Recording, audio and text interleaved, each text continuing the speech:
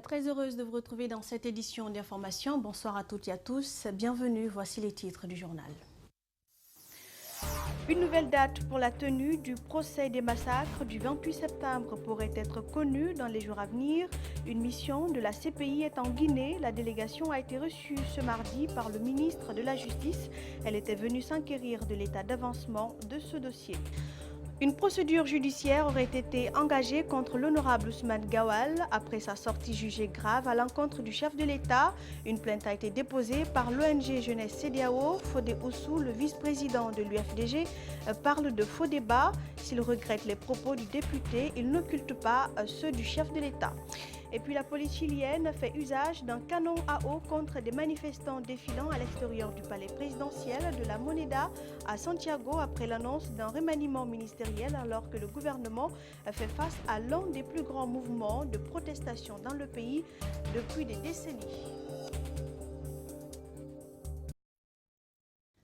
Bienvenue à tous aux 20h. Le procès des massacres du 28 septembre pourrait se tenir en juin 2020.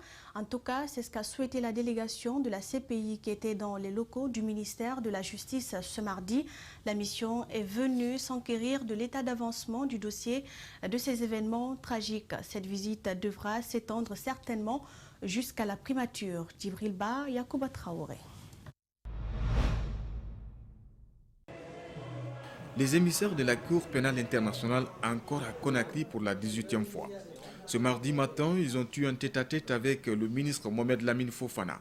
Ce dernier leur a expliqué les efforts entrepris jusque-là par le comité de pilotage des événements du 28 septembre 2009. C'était là, encore une fois, pour nous demander où nous en étions. Dans la préparation, nous avons fait la part des choses. On leur a expliqué, n'est-ce pas, comment nous voulons organiser ce procès, la volonté politique de M. le Président de la République, de son gouvernement, de voir ce procès se tenir, n'est-ce pas, à bonne date, et l'état des préparatifs en ce qui concerne les locaux, en ce qui concerne le magistrat, en ce qui concerne le personnel judiciaire qui va accompagner ce procès. En ce qui concerne les magistrats, au dire du ministre, 20 seront mis à la disposition de ce procès. Aussi 10 greffiers seront ajoutés pour le même travail, ce qui rassure les émissaires de Fatou Bensouda. Oui, on a vraiment suivi tout l'état d'avancement pour l'organisation du procès. On est au courant du travail qui fait le comité de pilotage depuis sa création l'année dernière. Je pense que déjà, l'idée d'avoir le procès en juin 2020 et qu'une formation pour les magistrats et tout le personnel judiciaire soit déjà prévue et bientôt en cours, je pense que ce sont des avancées très significatives. La mission de la Cour pénale internationale sera reçue par le procureur général près la Cour d'appel de Conakry avant de se rendre à la primature. La même délégation donnera ses impressions jeudi au terme de ses prises de contact. Pouvoir et opposition ne se font plus de cadeaux. Les propos violents sont devenus les armes favorites. Les récents propos du président de la République sur les cas des morts enregistrés dans les manifestations blessent. Ousmane Gawal en a fait autant, cette fois en parlant de la possibilité de tuer le président. Les acteurs politiques sont à couteau tiré. Le vice-président de l'UFDG condamne ces propos et dénonce surtout l'organisation d'une réception grandiose pour le président Alpha Condé. Fodé Oussou parle d'humiliation et de méconnaissance de la fonction présidentielle. Al-Seni Bari, Aboubakar Din Kamara. D'abord, le FNDC draine du monde à Conakry et à l'intérieur du pays. On parle de centaines de milliers de personnes. Le RPG est prêt à répliquer à travers une réception le jeudi, une semaine après, jour pour jour. Le président Alpha Condé ne s'est pas encore rassuré qu'il est le président de la Guinée. Et s'il doit démontrer qu'il est bon, qu'il est populaire, c'est dans son bilan. Le problème de l'électricité, est-ce qu'il a réglé? Le problème des infrastructures, est-ce qu'il a réglé? Et il a construit combien de centres de santé? Fodé Oussou, certes dessus, mais tient au respect de la loi pour l'organisation d'un tel accueil. Le président de la République n'a pas hésité à rendre l'opposition responsable de la mort de ses militants. Nous disons que c'est extrêmement grave pour ces propos. Le président de la République doit pouvoir présenter les excuses au peuple de Guinée. Sur les propos d'Ousmane Gawal, Fodé Oussou parle d'une conséquence directe des propos du président de la République et des cadres du RPG Arc-en-Ciel. président Cellou Dalein, par rapport à ce propos d'Ousmane, a fait un tweet qui a été repris par tous les sites internet. Ça, c'est la position de l'UFDG par rapport à ça. Nous disons, quand le président de la République dit lui-même que dans des pays, il y a eu des manifestations, il y a eu des morts, mais il y a la Constitution, il y a eu modification de la Constitution. Quand le président a dit ça, comment vous pouvez comparer les propos d'un citoyen aux propos d'un président? Le vice-président de l'UFDG a également fustigé les propos de Bantamasso concernant le contigui de la Basse-Côte et déplore l'inertie du procureur de la République. En bref, le président du Conseil supérieur de la diaspora malienne se réjouit de la suspension des activités de CUNET en Guinée. Pour lui, les Maliens arrêtés ne sont rien d'autre que des victimes d'arnaques et non une menace pour la Guinée. Il demande de meilleurs traitements pour ses compatriotes détenus dans les cellules et qualifie les propos du préfet de Cancan d'exagérés. Aziz Diop les a qualifiés de rebelles. On reviendra donc sur cet élément dans notre prochaine édition d'information. À Conakry, Cancan, Beila, Massanta, Sigiri, partout presque en Guinée, des interpellations s'enchaînent. Des dizaines de ressortissants sénégalais, burkinabés, gambiens et maliens arrêtés et emprisonnés. Ils seraient venus par le biais de CUNET. Concernant les Maliens, le Haut Conseil des Maliens a tenu à apporter quelques précisions. Mamadou Saluba, Yacouba Traoré. C'est un peu exagéré. Je pense qu'on l'a même demandé de retirer ça. Ce n'est pas des rebelles. Il les a trouvés avec des allumettes. Et qui ne porte pas des allumettes, la plupart encore en portent. Donc ce n'est pas une raison de qualifier de rebelles. Je peux vous dire que la présence de nombre massif de Maliens en Guinée ne constitue pas une menace pour une rébellion. Nous avons pendant l'Ebola, nous avons eu plus de 600 de milliers de Guinéens qui avaient des quarantaines maliennes. Personne ne les a qualifiés de rebelles. Et c'est diligenter rapidement les enquêtes afin d'établir leur innocence, c'est important. Deuxièmement, des conditions de détention humaines. Ils sont en caleçon.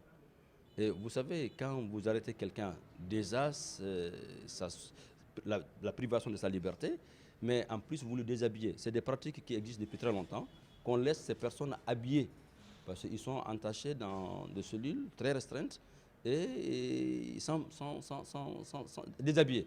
Donc nous demandons à ce que ça change. Toujours dans le même cadre, nous vous l'annoncions hier, le gouvernement guinéen a enfin pris une décision pour interdire toute activité de la société de marketing réseau CUNET en Guinée. Un acte salué par des citoyens, d'autres estiment que la décision est venue tardivement. Mamadou Kalisso et Lamine Silla nous signent ce reportage. Désormais, la société de marketing réseau CUNET est interdite de toute activité sur le territoire guinéen. C'est une décision conjointe des ministres de la Justice, de l'administration du territoire et celui de l'économie et des finances. Un acte salué par certains citoyens. C'est un problème d'escroquerie. J'ai vu beaucoup de personnes qui sont quittées à Farana pour venir ici à cause de l'affaire de CUNES. C'est moi-même qui les ai dit que c'est une affaire escroquerie de se retourner. D'autres pensent que cette décision devrait être prise plus tôt. De nombreux citoyens ont été ruinés par cette société depuis son arrivée en Guinée. Le gouvernement même va faire une lenteur dans ça, quoi. Sinon, depuis longtemps, il devrait interdire ce genre de trucs. Parce qu'ils ont arnaqué beaucoup de personnes en Guinée. Moi-même, je suivais un grand frère, parce qu'il avait dit d'envoyer ses dossiers, en envoyant ses dossiers, d'envoyer 7 500 000. En ce moment, ça, c'était à peu près $1000 qui vont le faire voyager et l'envoyer en Côte d'Ivoire pour les formations et puis d'emploi aussi. Ces derniers jours, des centaines de jeunes de nationalités guinéennes et étrangères ont été arrêtés à travers le pays. Ces citoyens pensent que des personnes sulfureuses pourraient se cacher derrière cette société pour trafiquer le passeport guinéen, notamment aux candidats à l'immigration clandestine. Ce n'est pas une question de rébellion et trucs. Peut-être qu'ils peuvent se profiter encore, envoyer les gens pour leur donner le passeport guinéen. Parce que le Guinéen est capable de tout, quoi. Et on sait que les gens traversent sur le Méditerranée. Et on sait qu'avec le passeport guinéen, tu n'as plus besoin du visa marocain. Est-ce que tu peux aller facilement et puis traverser? Ils peuvent faire ça comme leur politique. Il y a beaucoup qui vont sur la mer, ils ne sont pas guinéens, mais ils ont le passeport guinéen. QNET peut se profiter dans ça. La décision d'interdire toute activité de QNET en Guinée intervient après plus d'une année de combat menés par les services spéciaux de la lutte contre la drogue, le banditisme et le crime organisé. Tout autre sujet dans ce journal, l'ouverture ce mardi à Conakry d'un atelier sur la validation du rapport de la revue finale du projet s'appuie à la modernisation du système d'état civil en Guinée. L'objectif est de partager les enseignements issus de la phase pilote réalisée dans les différentes communes de la région administrative de Zérékoré afin de capitaliser les acquis et le déploiement de ce projet dans toutes les préfectures du pays. Idrissa Bari, Amara Alexila. Après 2 ans d'expérimentation dans la région administrative d'Nzérékoré, qui a touché plus de 60 communes, le ministère de l'administration du territoire et de la décentralisation, à travers la Direction nationale de l'état civil et les partenaires techniques et financiers, ont initié cet atelier pour capitaliser les acquis de ce projet de modernisation du système d'état civil en Guinée. Il est clair que la modernisation de l'état civil en République de Guinée est faisable. Je crois que ça, c'est ce qui ressort de cette phase pilote. C'est faisable et c'est faisable d'une façon durable. Il faut aussi noter que le financement de l'Union européenne a joué beaucoup dans la mise en œuvre de ce projet. Dans sa phase d'exécution, ce projet a permis dans un premier temps d'augmenter significativement le taux d'enregistrement des naissances de 27% en 2016 à 54% en 2019. Ce projet a aussi permis aux acteurs du système d'état civil de développer ensemble une vision commune sur un état civil moderne, comme décliné dans la stratégie nationale de réforme et de modernisation de l'état civil 2018-2022. Et c'est perceptible en région des Zérékoré. Et vulgariser ça sur une partie du pays et aller progressivement à l'ensemble du pays constitue un enjeu majeur, un défi auquel vraiment je crois que ce programme souscrit et le ministère de l'administration du territoire s'engage à le réaliser. Et bientôt, nous allons couvrir vraiment à travers l'appui de nos partenaires, l'Union européenne, l'UNICEF, l'OMS et beaucoup d'autres partenaires vont nous apporter leur accompagnement, leur assistance technique et nous pourrons ainsi assurer la promotion d'un état civil fiable et complet.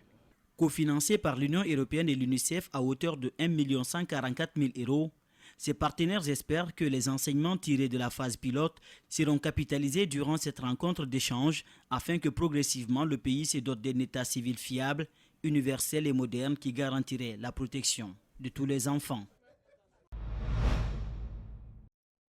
Signé Idrissa Bari Amaralek Silla. Après le lancement le 13 juillet dernier par le président de la République de l'initiative présidentielle de reboisement de 1600 hectares à travers le pays, la mission d'évaluation du ministère de l'Environnement, des Eaux et Forêts a commencé cette deuxième phase d'évaluation à Kindia, Dalaba, Labé et Mamou. L'objectif est de voir l'évolution des espèces plantées par les ONG et la remise des 40% restants par les différentes ONG évoluant sur le terrain. Al-Gassimou Yaliba et Tierno Sadouba, reportage.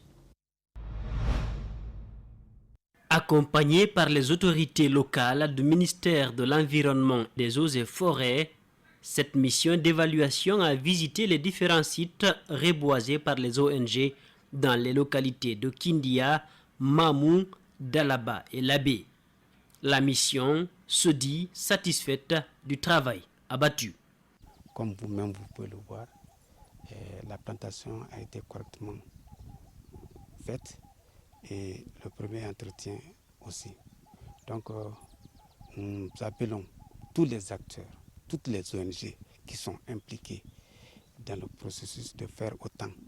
Parce que dans un premier temps, il y a 60% qui ont été versés, mais les moyens mis à la disposition des ONG. Dans le contrat, les 40% seront versés après évaluation. Évaluation de la plantation, évaluation du premier entretien. Donc j'espère que toutes les ONG ont travaillé de cette façon. Le directeur des Eaux et Forêts invite certaines ONG à accompagner le processus déjà enclenché et qui devrait permettre de protéger le couvert végétal.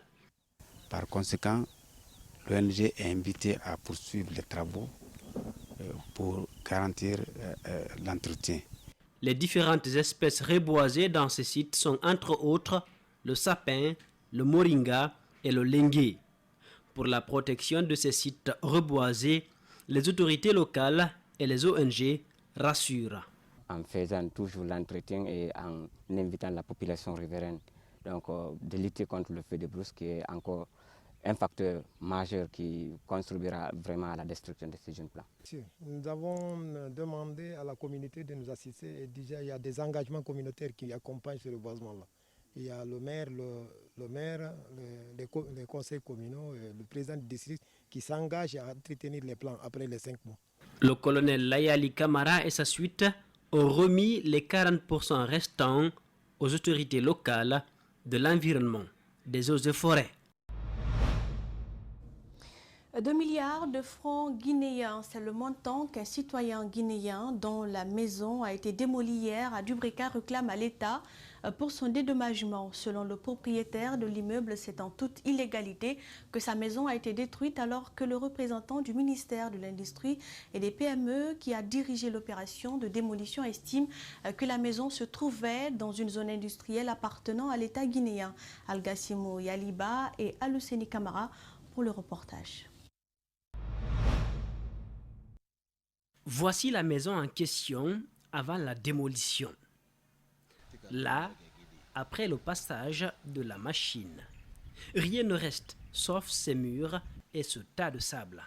Tout a été détruit sur ordre du ministère de l'Industrie et des PME, selon son propriétaire qui se dit choqué.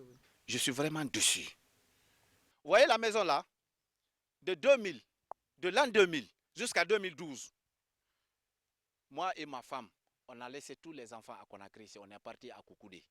On a fumé le poisson pour avoir la liberté de sortir dans la location. Cette maison au cœur de ce conflit domanial était construite sur une zone industrielle, nous apprend-on.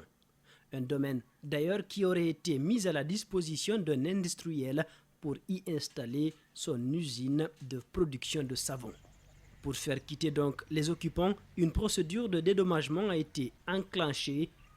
Mais pour le propriétaire de cette maison, la somme proposée est très petite. Moi, je vaux 2 milliards. Pourquoi 2 milliards?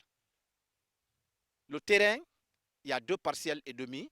Et la maison aussi, évaluée. J'ai travaillé ici sans économie. Sans économie. Et si vous regardez les murs cassés, vous-même vous sentez que ce n'est pas un travail économique. Il lance un appel pour être rétabli dans ses droits. À défaut, il sera obligé de saisir la justice. Je compte saisir la justice. Au cas s'ils ne font pas comme je veux. Nous avons joint par téléphone le représentant du ministère de l'Industrie et des PME à Dubreka. Selon lui, le propriétaire de la maison avait été prévenu depuis 2016 que le terrain était une zone industrielle que l'État souhaite reprendre pour des besoins industriels. Il ajoute qu'à l'époque, l'érection du bâtiment n'avait pas atteint ce niveau. Je vous l'annonçais, la police chilienne fait usage d'un canon à eau contre des manifestants défilant à l'extérieur du palais présidentiel de la Moneda à Santiago après l'annonce d'un remaniement ministériel alors que le gouvernement fait face à l'un des plus grands mouvements de protestation dans le pays depuis des décennies. Suivez. Au Chili, le remaniement ministériel ne convainc pas les manifestants. Depuis le 18 octobre, le pays est en proie à une vague de contestation sociale inédite. Le président chilien a remplacé un tiers de gouvernement, dont les très contestés ministres de l'Intérieur, de l'Économie et des Finances. Les manifestants défilant à l'extérieur du palais ont été dispersés par la police à l'aide d'un canon à eau. 20 personnes sont mortes depuis le début des manifestations contre l'inégalité sociale.